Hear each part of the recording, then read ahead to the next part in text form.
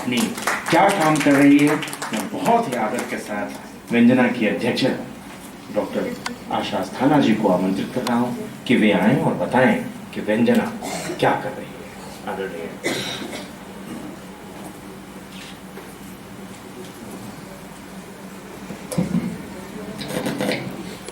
बहुत बहुत आभार अपनी अनमोसी को। सर्वप्रथम मैं सबको, यहाँ जितने लोग हैं सबको नमन करती हूँ, सबका धन्यवाद करती हूँ कि आप समय निकालकर हमारे पास यहाँ आए।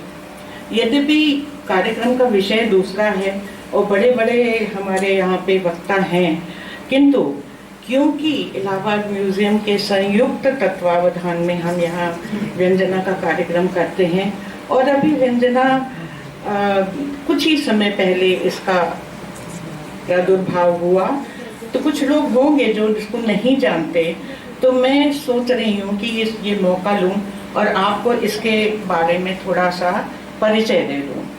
Please bear with me, 5 minute 2 minute का समय मैं दूँगी। व्यंजना की हम लोगों ने परिकल्पना की और मार्च 2014 में इसकी स्थापना करी। अभी कुछ ही समय पूर्व ये संस्था बनी है। हमारे संस्था के एडवाइजरी बोर्ड में पद्मश्री भजन सकोरी जी हैं, पद्मश्री विश्वमोहन भट्ट जी हैं, पद्म विभूषण पंडित देवू चौधरी, पद्म विभूषण सोनल मानसिंह, प्रोफेसर कमलेश दत्त त्रिपाठी, प्रोफेसर चित्तरंजन ज्योतिषी, प्रोफेसर ऋत्विक जी सन्याल और इसी तरीके के महानुभाव हैं जिनके की संरक्षण में हम लोग काम करने का प्रयास करते हैं। इतने बड़े बड़े नाम इसीलिए काफ़ी हैं कि हमारे ऊपर उनका अंकुश है और उनका मार्गदर्शन है। इस संस्था में अध्यक्षा मैं स्वयं हूँ। हमारे सचिव डॉक्टर मधु शुक्ला हैं, जिन्हीं के कंधे पर इसका सारा कार्यवहन का कार्य है और उन्हीं के कारण आज इतने अल्प समय में हम लोग इतनी ऊंचाई को छू पाए हैं। हमारे अन्य सदस्य बहुत ही सम्मानित, बहुत ही प्रिय और बहुत ही सक्षम हैं। डॉक्टर राजेश मिश्र, आप यहाँ हैं, मैं चाहूँगी कि आपके मार्गदर्शन जो हमें मिलता है उसके लिए आप हमें। डॉक्टर श्लेष गौतम, श्री राजेश तिवारी जी, श्री रत्नाकर पाठक, डॉक्टर अनिल शुक्ला और हमारी बहुत प्यारी सी बिटिया शांभवी शुक्ला। वो बहुत काम उन्होंने हमारा समेटा है, चाहे पत्रकारिता हो, चाहे कंपोजिंग हो, चाहे टाइपिंग हो, हर तरीके से वो हमारा सहयोग करती हैं। क्योंकि अभी हमारी संस्था छोटी है, अभी हम बहुत सारे लोगों को इसमें समाहित नहीं कर पाए हैं। और हमारे साथ सुशील जी हैं जो कि ऑफिस प्रिंटिंग का काम हमारा सब देखते हैं। व्यंजना का उद्देश्य है केवल भारतीय कला और संस्कृति का प्रचार और प्रसार। इसी से जुड़ी हुई हम एक शोध पत्रिका निकालते हैं जिसका की नाम है अनहद लोक। आप में से कईयों के पास उसकी प्रतियां हैं और जिनके पास नहीं है मैं मधु जी से आग्रह करूंगी कि कृपया उन्हें उपलब्ध करा दें। इसका नाम हमने अनहद रखा है। हद तो एक छोर है, अनहद दूसरी छोर है। हम उस तरफ जाने का प्रयास कर रहे हैं। ये पूर्णतः एकेडमिक से संबद्ध है और हम उसमें जो लेखन इसमें करते हैं वो भी हमारे बहुत बहुत बड़े विद्वान हैं जो कि इसमें लिखते हैं हमारी पत्रिकाओं में। कुछ 2-4 नाम मैं आपको बताना चाहूँगी। अभी तक उमा शर्मा जी, रोनू मजूमदार, रमा विद्यानाथन, ओमचारी भल्ला, प्रोफेसर ऋत्विक सान्याल, दुर्गा घोष, मनु यादव जी, ऐसे तमाम लोग। और केवल ये बड़े लेखक नहीं, पूरे भारतवर्ष के जितने बड़े प्रोफेसर्स हैं, लेक्चरर्स हैं, यहाँ तक कि रिसर्च स्कॉलर्स को भी हम अपने इस शोध पत्रिका में स्थान देते हैं। अभी तक हमने अल्पायु में, आयु तो छोटी है व्यंजना की, लेकिन सपने आंखों में बहुत बड़े हैं।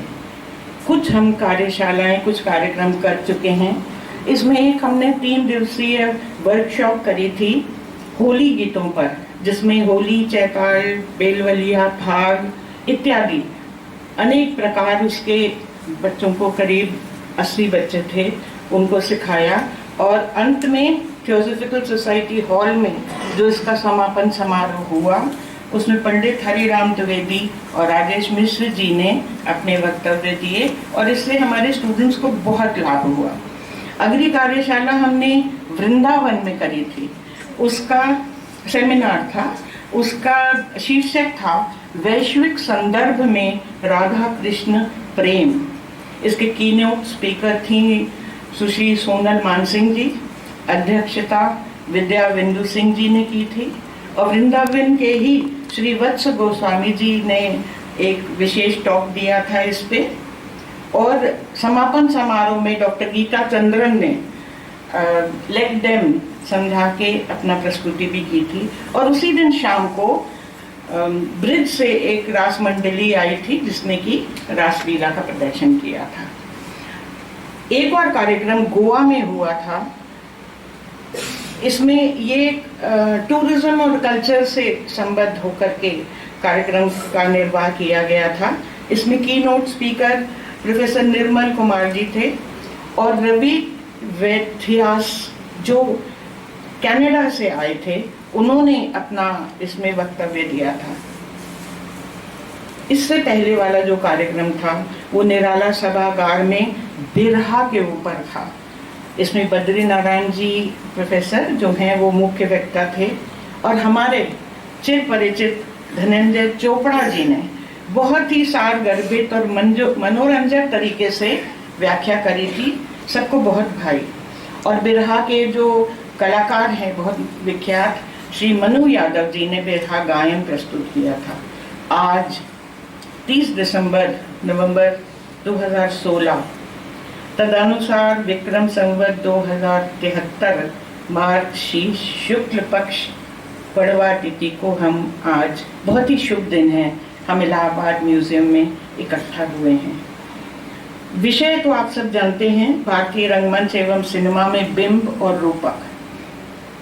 कुछ भी कहने से पहले मैं सबसे पहले आभार प्रकट करना चाहती हूँ आदरणीय राजेश पुरोहित जी का, कि इन्होंने ये अनुमति दी कि हम संयुक्त तत्वावधान में यहाँ कार्यक्रम प्रस्तुत करें। इस अपॉर्चुनिटी का फायदा उठाते हुए मैं राजेश जी से ये अनुरोध करती हूँ, आगे कभी व्यंजना कोई बड़े सपने देखे तो उसे साकार करने में आप सहयोग करें। आज की अध्यक्षता श्री अजामिल व्यास जी करेंगे। आप फिल्म और थिएटर के महारथी हैं, आप सब जानते हैं, इसलिए मैं उनके विषय में ज्यादा ना बोल के उन्हीं के ऊपर छोड़ दूंगी कि आगे वो आप क्या लेते हैं। विषय परिवर्तन विदु खरेद दास जी करेंगी। आपकी विद्वता हम इलाहाबाद वासियों को सबको पता है। अब वाराणसी से पधारे कीनोट स्पीकर गौतम चैटर्जी, इनका भूरि भूरि अभिनंदन और आभार। आज हमारे बीच आप मुख्य वक्ता हैं। बिंब और रूपक के विषय में हम सामान्य लोग तो केवल इतना ही जानते हैं जो हम लोगों ने अपने अध्ययन काल में प्रसाद जी, महादेवी या निराला जी के बारे में छोटा मोटा पढ़ा है, बिंब और रूपक के बारे में। लेकिन आज आपके वक्तव्य से इसकी गूढ़ता, इसकी सारगर्भिता को नवीन परिप्रेक्ष्य में हम देखेंगे। मैं आपके लिए एक बात कहना चाहती हूँ। अभी मैं थोड़ी देर पहले गौतम जी से मिली, उनके व्यक्तित्व को देखकर इतनी सरलता, इतनी सुगम्यता से वो पेश आते हैं कि कभी उनकी महानता का बोध नहीं होता। हम आपकी इस विनम्रता को प्रणाम करते हैं। And what a prolific writer can an individual be? जब मैंने आपके विषय में जाना, कोई टॉपिक छूटा नहीं है आपसे।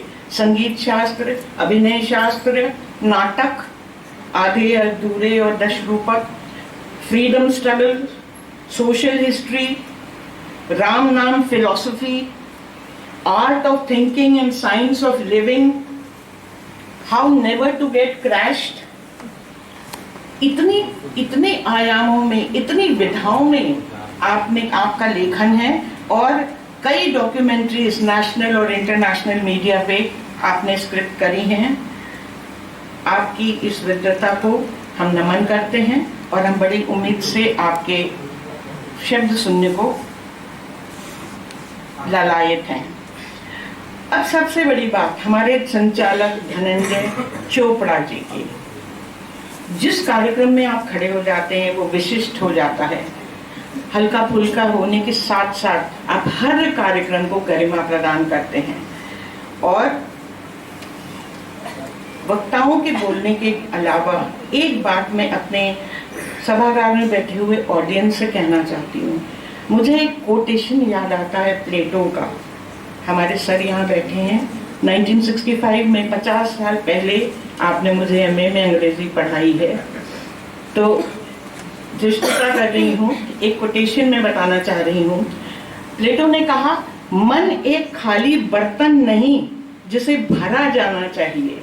मन एक खाली बर्तन नहीं जिसे भरा जाना चाहिए, बल्कि एक ज्वाला है जिसे प्रज्वलित करना चाहिए। और इसी मन को आज आप भरने का प्रयास करें, मंथन करें, मनन करें, मंतव्य बना लें। आपको निराशा नहीं होगी। हमारे इतने बड़े बड़े यहाँ पे आचार्य उपस्थित हैं। बहुत बहुत धन्यवाद।